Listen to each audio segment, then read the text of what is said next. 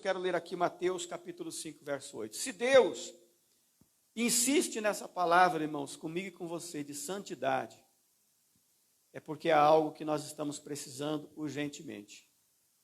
Nos santificar, nos separar. Santificar significa separar, né? Separado para Deus. E aqui, em Mateus capítulo 5, verso 8, Jesus disse: bem-aventurados os puros de coração, pois verão a Deus. Você pode repetir comigo? Bem-aventurados os puros de coração, pois verão a Deus. Amém. Senhor, é a tua palavra, que teu Espírito Santo possa me usar agora, e que essa palavra do Senhor venha diretamente do Senhor para os nossos corações. Possamos recebê-la e desejamos que essa palavra promova a transformação necessária na nossa vida. Que teu Espírito Santo possa, ó Deus, agora falar conosco, em nome de Jesus. Amém. Sentai-vos, irmãos, por favor.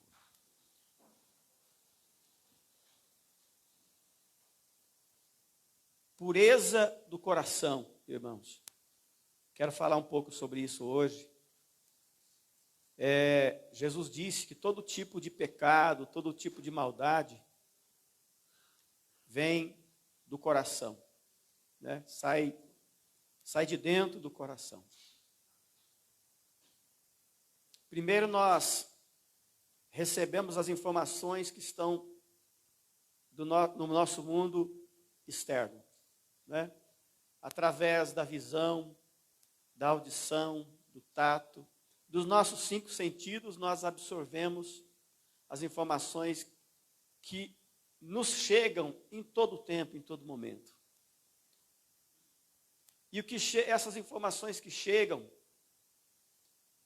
vão determinar o nosso comportamento, dependendo da forma com que nós as recebemos. Se colocarmos no nosso coração, se elas entrarem no nosso coração, vai determinar o nosso comportamento.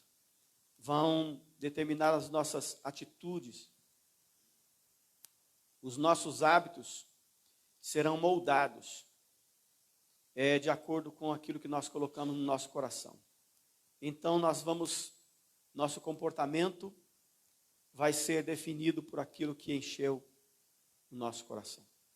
Jesus disse: sai pela boca aquilo que está cheio, o nosso coração.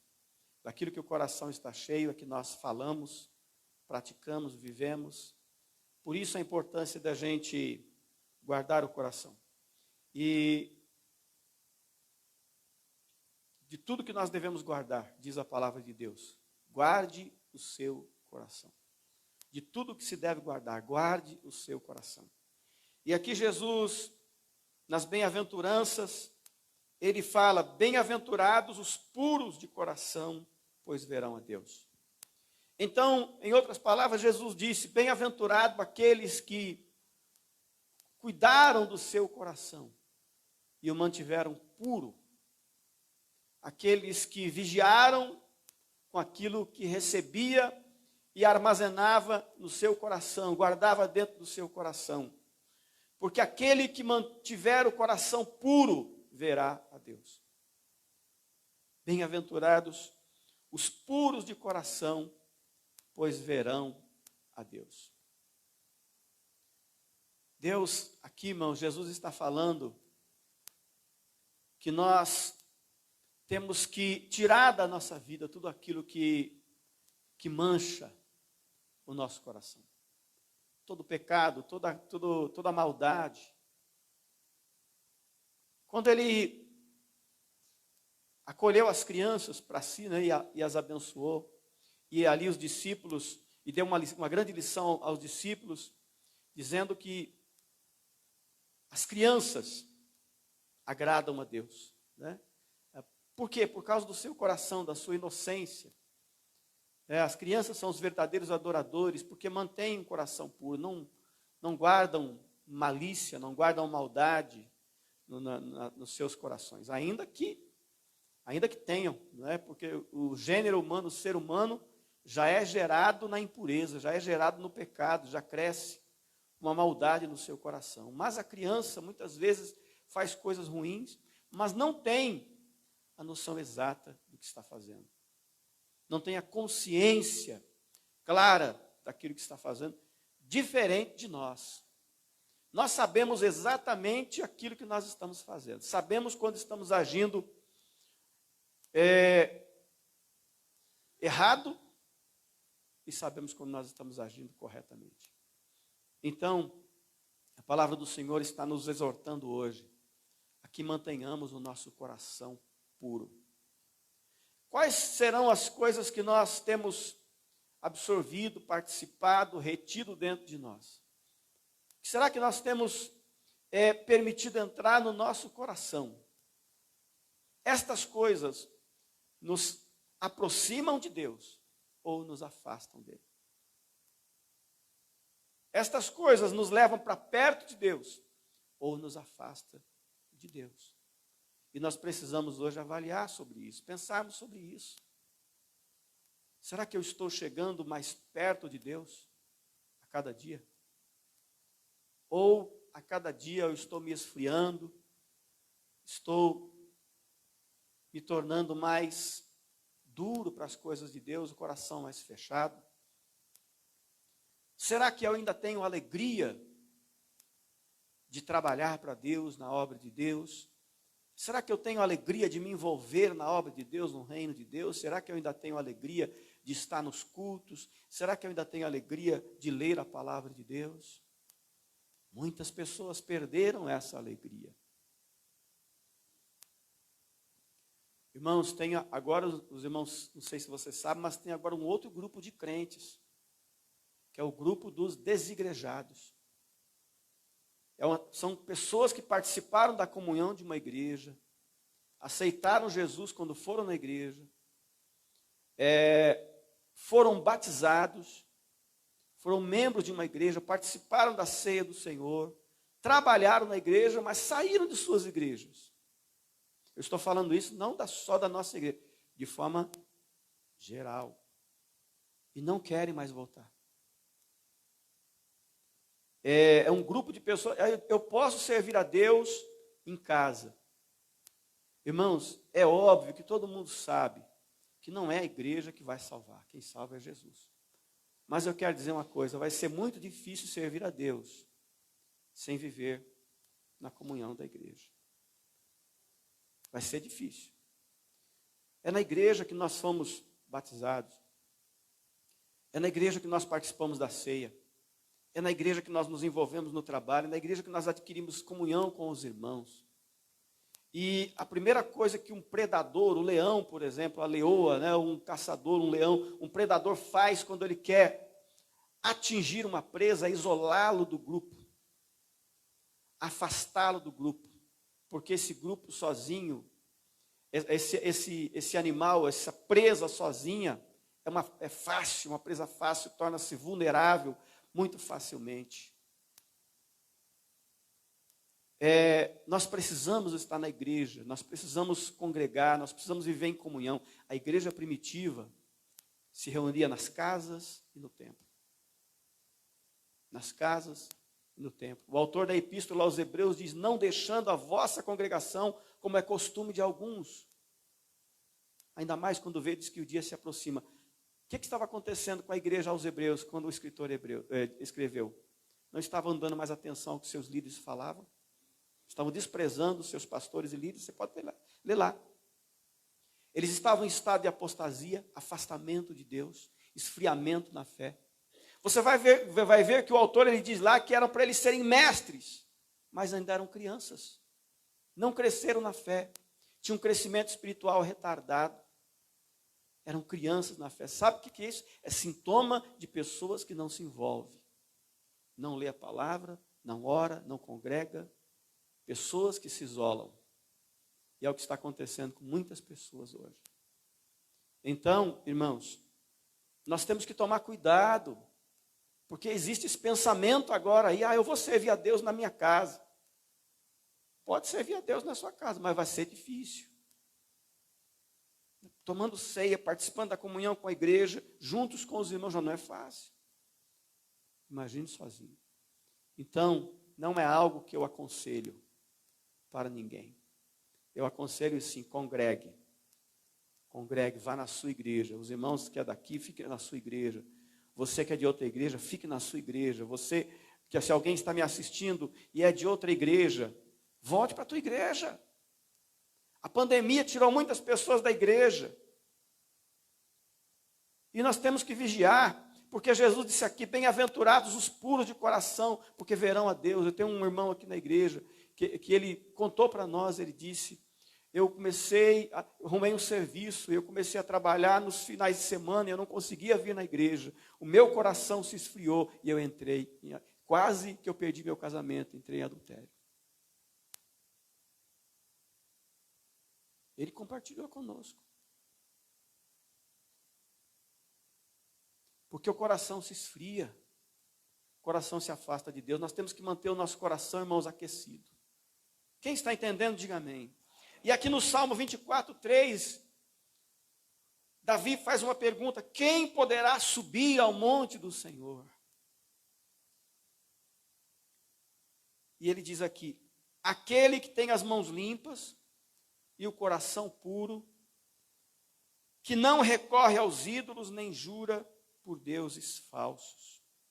Aquele que tem as mãos limpas e aquele que tem o coração puro. Mais uma vez, Deus volta a falar conosco, irmãos. Aliás, na terça-feira, Deus me deu uma palavra nessa linha. Na sexta-feira, também na oração. Quem participou da oração viu que Deus nos levou a falar algo. Não é nada proposital, não é nada porque eu quis. Deus vai mandando a palavra, e essa palavra também Ele colocou no meu coração, reforçando da importância de nós purificarmos o nosso coração. E por quê? Porque a volta de Jesus se aproxima. E porque nós temos que estar prontos, porque nós temos que estar preparados. Os limpos de mãos e puros de coração verão a Deus. Mas, pastor, eu não sou salvo pela fé, por que eu tenho que ter obras? A verdadeira fé em Cristo produz obras de justiça. A verdadeira fé em Cristo produz mudança de comportamento. É impossível que alguém que creu em Cristo e recebeu o Espírito Santo permaneça na velha vida. É impossível que quem recebeu Jesus Cristo no seu coração, e Jesus habita em nós na pessoa do seu Santo Espírito, é impossível quem tem o Espírito de Deus agindo na sua vida, que continue no pecado. Pode até pecar por acidente, porque nós somos falhos. Mas a vida de pecado vai lhe incomodar. Vai lhe inquietar. Não vai deixar a pessoa dormir, porque Deus, o Espírito Santo, Ele nos leva a uma vida de pureza, de transformação, de mudança e de limpeza do coração. Quem mentia não mente mais. Quem roubava não rouba mais. Amém, irmãos? E nós vamos sendo purificados, limpos pela ação do Espírito Santo dentro de nós. E não é imposição. Não é ninguém te cobrando. Não é ninguém te falando o tempo todo, oh, muda de vida, muda de vida, muda de vida. É Deus agindo na minha vida e na sua vida. Não é de fora para dentro, é de dentro para fora. A transformação vem de dentro para fora.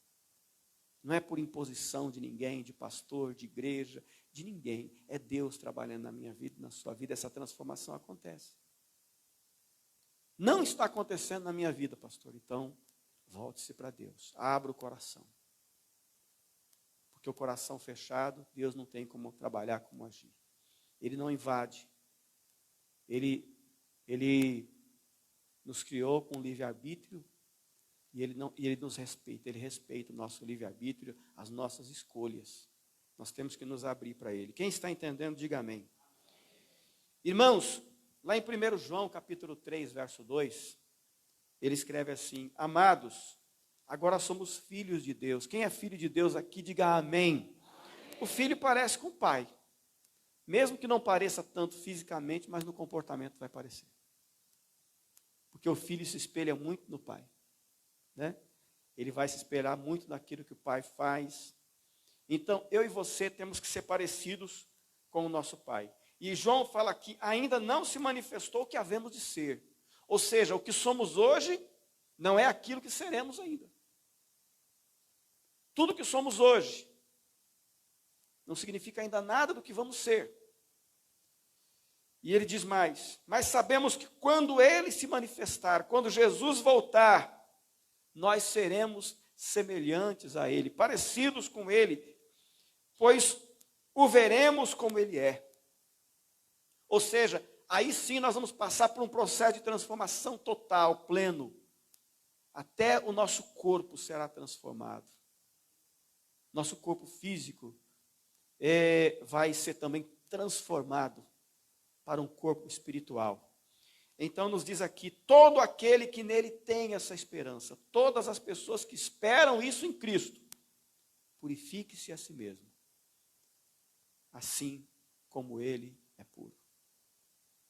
Purifique-se a si mesmo, assim como ele é puro.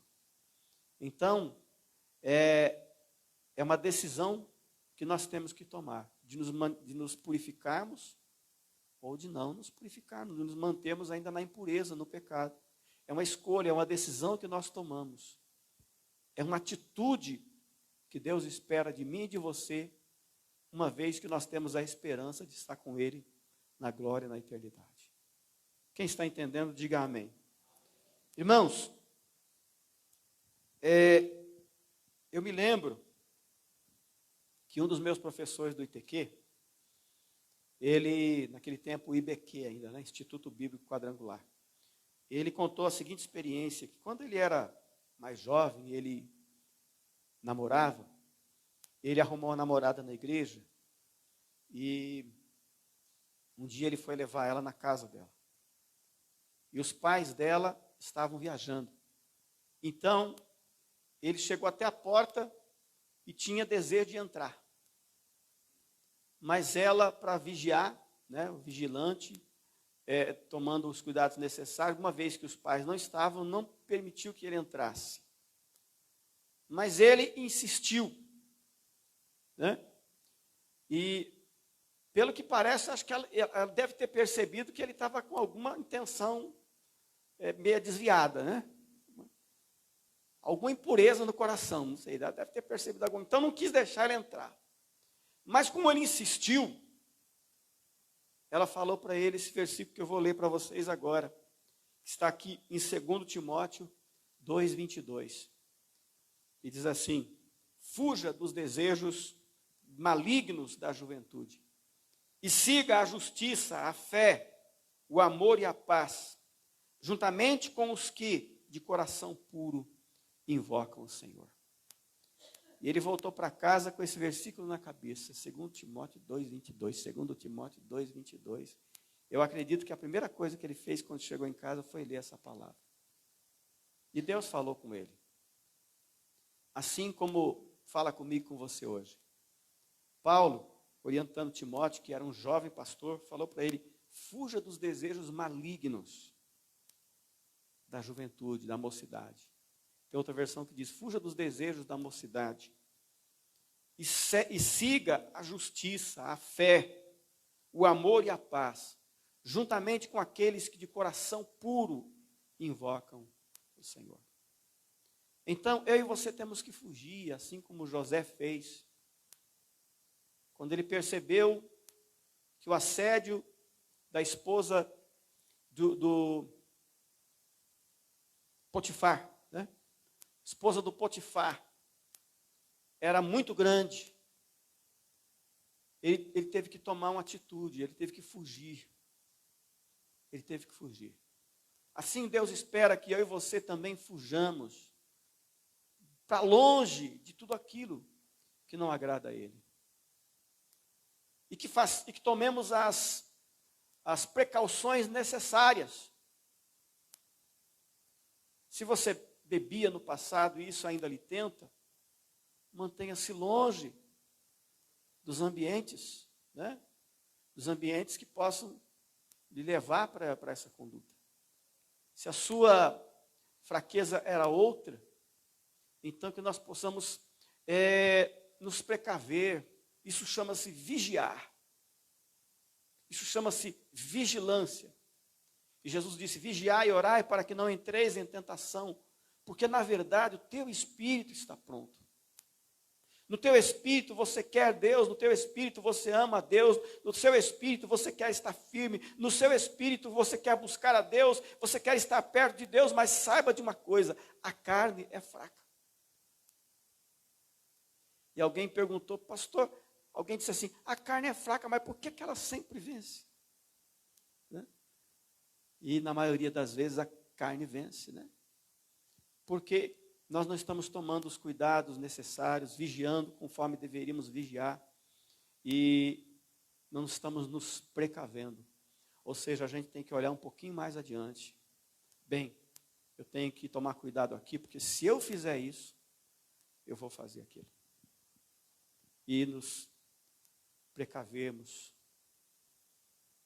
né? Vigiarmos com antecedência, para não cairmos. Amém, irmãos?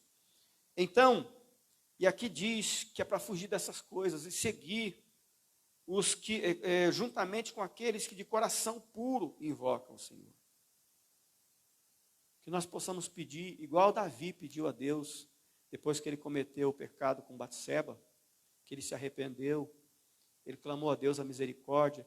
E lá no Salmo 51, ele pediu o seguinte para Deus, no versículo 10 do Salmo 51, cria em mim um coração puro, ó Deus, e renova dentro de mim um espírito estável, um espírito inabalável. Não me expulses da tua presença, nem tires de mim o teu Espírito Santo. Devolve-me a alegria da tua salvação e sustenta-me com um espírito voluntário, ou seja, um espírito pronto a obedecer. Olha o que Davi pede a Deus, irmãos. Por que ele fala isso? Porque ele queria, mas ao mesmo tempo ele não conseguia. Ele queria, mas ele não conseguia, então ele falou, cria, ó Deus, em mim um coração puro. Renova, ó Deus, dentro de mim um espírito reto, um espírito inabalável. Alguém que realmente seja estável na sua presença, que não seja maleável, um dia está lá em cima, outro dia está embaixo, um dia está perto, outro dia está longe. Senhor, me ajuda a ter estabilidade, equilíbrio na tua presença. Ele pediu isso a Deus, que nós possamos pedir isso ao Senhor. E ele fala aqui, não tires o teu Espírito Santo de mim. O Senhor um dia me ungiu com o teu Espírito, me deu unção, poder, autoridade. Eu preciso da presença do teu Espírito. Que possamos dizer, Senhor, com o teu Espírito Santo, me limpe, me purifique, me lave, continue trabalhando em mim. Uma oração que eu faço sempre, Deus, continue trabalhando em mim. Continue trabalhando na minha vida. E ele diz, me devolve a alegria da tua salvação, ou seja, de servir a Deus, de estar na tua presença. E me dê um espírito pronto a obedecer, um espírito voluntário para obedecer. Que eu tenha a alegria de fazer a vontade do Senhor e de servir ao Senhor. Amém, irmãos? E diz que certa feita, irmãos, um grupo de seminaristas foram fazer uma prova que tinha uma única questão. E o professor deu o seguinte tema para eles: fale sobre Deus e sobre o diabo. E então um deles pegou uma folha e começou a escrever sobre Deus. Dissertou sobre suas maravilhas, sua obra, seu filho, a salvação em Cristo. E fez assim, de maneira muito apaixonada, que não atentou para o relógio. O tempo dado era de 1 hora e passaram-se 59 minutos ele falando a respeito de Deus. E quando o professor alertou que faltava apenas 1 minuto, o jovem escreveu a seguinte frase no rodapé: fiquei tão envolvido com Deus que não tive tempo para Satanás. Que seja assim também comigo e com você. Que a gente se envolva muito com Deus, para que não sobre tempo para Satanás, para encher o nosso coração de coisas erradas, para que nós, esse envolvimento constante com Deus, essa comunhão íntima com Deus, vai purificar o nosso coração, vai limpar as nossas vidas, vai trazer transformação para as nossas vidas. Amém, irmãos? Então, é esta palavra que Deus colocou no meu coração. E Paulo, aqui em 1 Coríntios, nós sempre lemos, ele diz que é para cada um examinar-se a si mesmo, e assim comer do pão e beber do cálice. Então que eu e você possamos olhar para dentro de nós hoje, do nosso coração, como está o meu coração e a minha vida. confessarmos a Deus os nossos pecados, pedirmos perdão, pedimos a sua misericórdia sobre as nossas vidas. Pedimos que o Espírito Santo nos transforme, nos mude. Eu disse aqui na terça-feira que tem alguns pecados que não têm perdão, né? Que é a blasfêmia contra o Espírito Santo, é um deles. A rejeição a Cristo, a Jesus, é outro pecado que não tem perdão. E o terceiro pecado que não tem perdão é o pecado de estimação. É o pecado que a gente ama, que não quer se desfazer, que escondemos, que não queremos abandonar. Esse pecado também não tem perdão. Mas todo pecado que a gente se arrepende e se converte, ou seja, muda de atitude, muda de comportamento, para esse Deus nos perdoa. Porque Jesus na cruz do Calvário já morreu por mim e por você. Derramou até a última gota do seu sangue e pagou pelos nossos pecados. Ele sofreu no meu e no seu lugar, levou sobre si a culpa pelos nossos pecados. Então, quando nós confessamos e abandonamos, deixamos, nos convertemos, somos lavados e perdoados por causa de Jesus. Por aquilo que Ele fez por mim e por você lá na cruz do Calvário. Se não fosse Jesus, não haveria jamais perdão para os nossos pecados, para a nossa dívida. Essa nossa dívida não poderia ser paga por ninguém. Jesus pagou por mim e por você. O escrito de dívida que estava sobre nós caiu sobre Ele, e Ele pagou, rasgou esta nota promissória que nos levava e nos condenava ao fogo eterno do inferno. Jesus já pagou por mim e por você. Mas se nós queremos continuar na vida de pecado, se nós queremos continuar na vida de erro, a responsabilidade cai sobre nós. A responsabilidade cai sobre nós. Porque nós temos conhecimento de Deus e da sua vontade, mas não queremos abandonar, não queremos deixar. Deus vai cobrar, sim. Por isso que a palavra de Deus diz que é para nós purificarmos o nosso coração. Amém, irmãos?